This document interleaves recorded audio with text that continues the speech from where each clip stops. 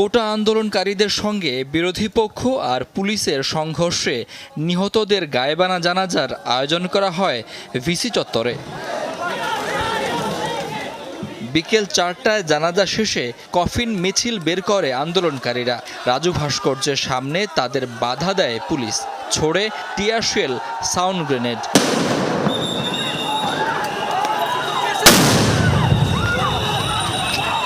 মুহূর্তে ছত্রভঙ্গ হয়ে যায় আন্দোলনকারীরা। পিছু হটে হলগুলোতে আশ্রয় নেয় তারা। সেখান থেকে সংঘবদ্ধ হয়ে আবারও নেমে আসে সড়কে।